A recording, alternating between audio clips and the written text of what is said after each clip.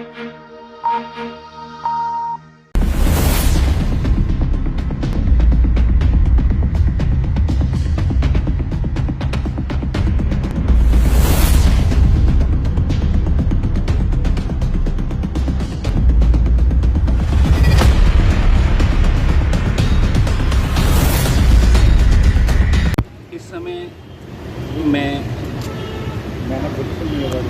कमिश्नरी चौराहे पर स्थित चौधरी चरण सिंह पार्क में मौजूद हूँ। यहाँ पिछले करीब 15-16 दिन से त्यागी समाज का धरना प्रदर्शन चल रहा है।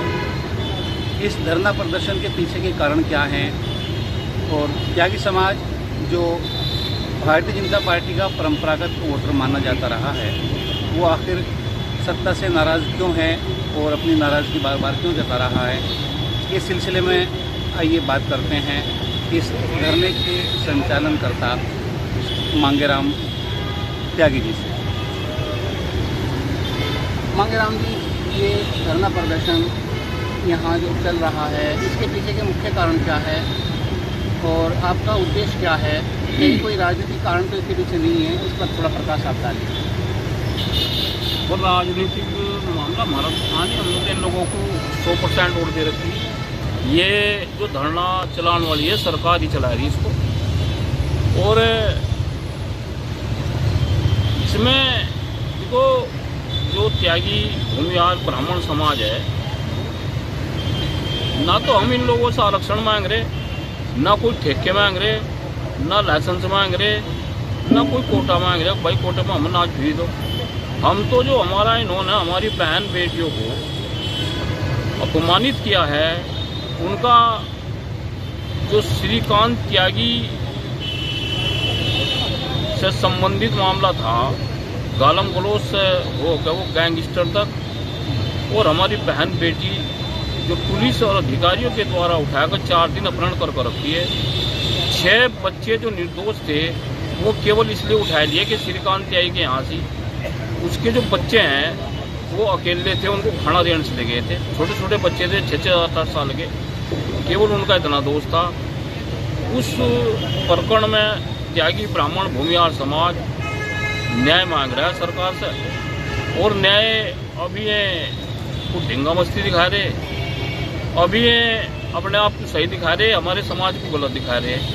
यानी कि 100% वोट लेके ये लोग अपने आप को सही साबित करने में, कुछ हमारे समाज के हो सकते हैं, हमारे भाई हैं, हमारे तो चाचा लग सकते हैं, भतीजे लग सकते हैं, उन लोगों ने एक मैसेज दे दिया, बोला कुछ नहीं, चिल्ला चिल्लू होगा, 10-20 दिन में बैठ जाएंगे।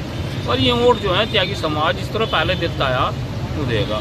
लेकिन लोगों को ये पता होना चाहिए कि डॉक्टर महेश और राजेंद्र अग्रवाल जो सांसद हैं, इनकी वजह से सरकार को बहुत जबरदस्त नुकसान होने वाला। त्यागी ब्राह्मण भूमिहार जो समाज है वो इतना जो गांव में है, असली वोटर गांव में खड़ा है। ये जो नेता फिरते हमारे पंचायत के, इन्होंने कह रखा नहीं कुछ नहीं है। और अब जानबूझ के कल ही हमने देखा है कि वो एक ऑडियो वीडियो वायरल हो रहा है कि इसको त्रिपुरा का भी प्रभारी बना दिया। यानी कि और कट्टे पर नमक छिड़कने वाली बात है। त्यागी समाज बहुत ही गुस्से में है और इसका इनको खमियाजा नगर पालिका के आने वाले चुनाव में 24 में भुगतना पड़ेगा। मांगेराम जी, मुख्य मुद्दा ये है कि श्रीकांत त्यागी का एक महिला के साथ में झगड़ा होता है और उस झगड़े के बाद पुलिस अपनी कार्रवाई करती है। तो ये मुद्दा त्यागी समाज का मुद्दा क्यों बन गया? एक श्रीकांत त्यागी पर्सनल ना रह के एक समाज का मुद्दा क्यों बना है? इस पर थोड़ी रोकने आता है।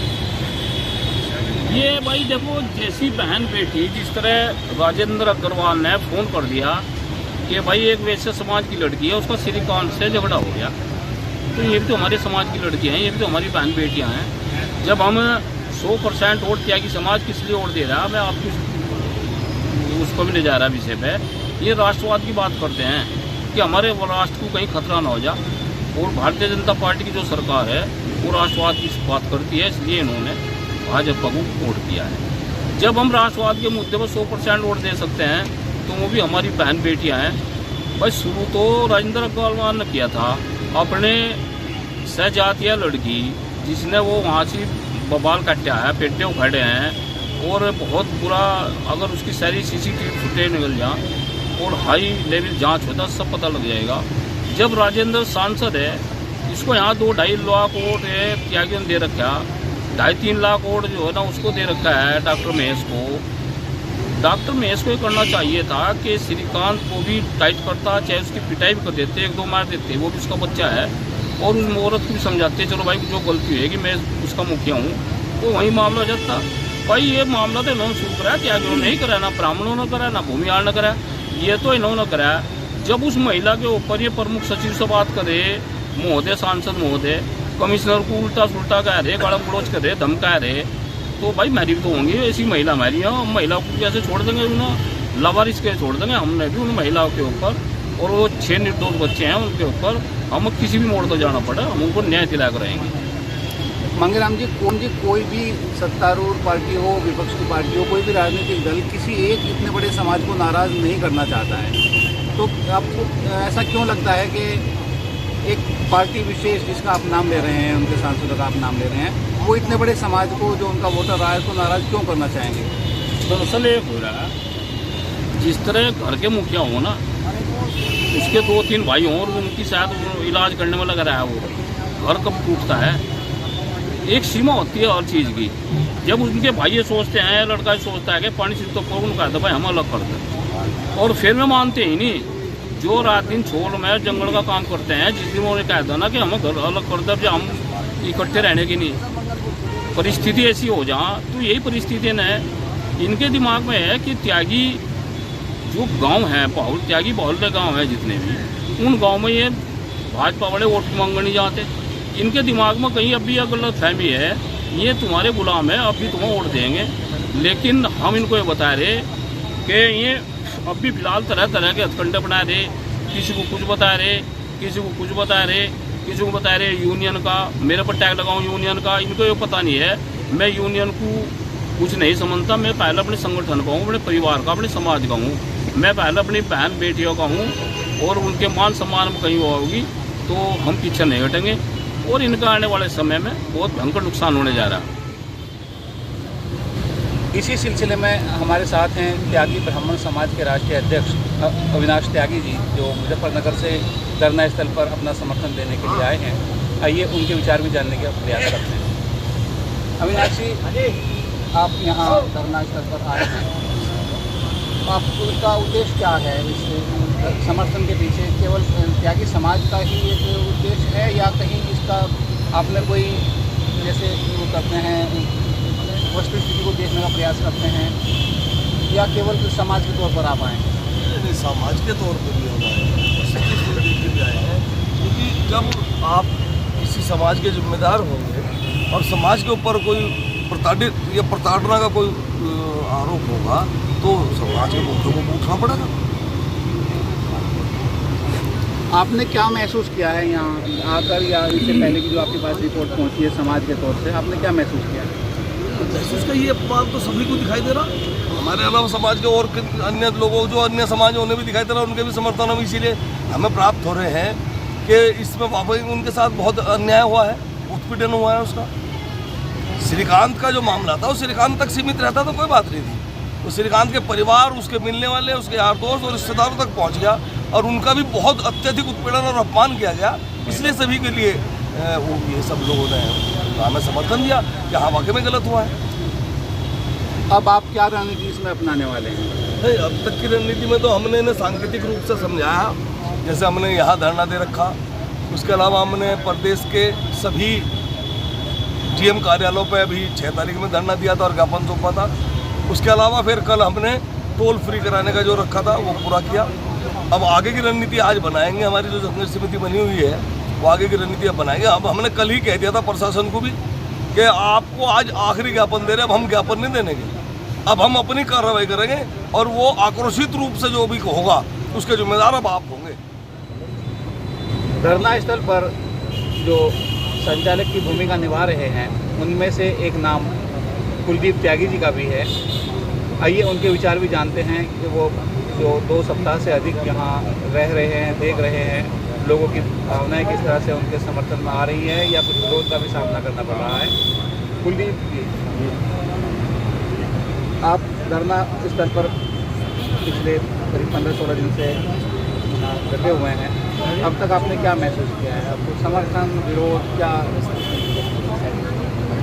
देखिए, पहले तो मैं स्पष्ट कर देना चाहता हूँ, यहाँ मेरठ में हम 25 अगस्त 2022 से केवल और केवल अन्नू त्यागी, इंगला त्यागी और 5 निर्दोष युवकों के साथ जो अन्याय हुआ है, जो अपराध उन पर किया गया है, हम उसको न्याय, उन सबको न्याय दिलाने के लिए यहाँ बैठे हैं। ये स्पष्ट कर देना चाहता हूँ, ये कोई राजनीतिक मुद्दा नहीं है। और मैं ये भी स्पष्ट करना चाहता हूँ यहाँ पर, देखिए, ये एक बहुत बड़ा षड्यंत्र है। ये सरकार वो सरकार है जो जब आई थी हमें बड़ी उम्मीद थी, बड़ी आशा थी, कहते थे हम सबका साथ, सबका विकास करेंगे और बहन बेटियों की रक्षा करेंगे, और अब किसी बहन बेटी के साथ कोई अपराध नहीं होगा।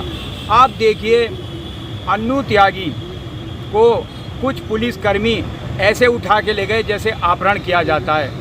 कोई नोटिस नहीं, कोई कानूनी पहले वैधानिक चेतावनी नहीं, कोई उसका दोष नहीं बताया गया है, कैसे ले गए आप?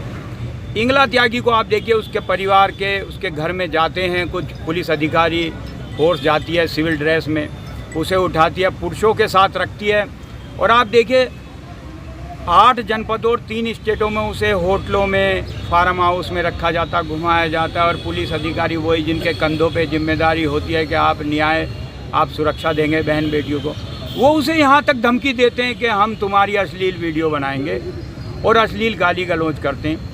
क्या अपराध था उस महिला का, ये तो उन्हें एक बार भी नहीं बताया, कोई नोटिस नहीं दिया गया उन्होंने कानून की तरफ से, और उसका अपहरण करके 4 दिन तक रखा गया। उसके बावजूद आज तक उन अधिकारियों पर न कोई मुकदमा दर्ज हुआ, न कोई कार्रवाई की गई। मुझे बताए सरकार, क्या यही है बेटियों का विकास? क्या यही समानता है? मुझे ऐसा लगता है ये सरकार शायद जातियों में विभेदीकरण करना चाहती है हमारे प्रदेश में, और उससे एक नाजायज फ़ायदा उठाना चाहती है।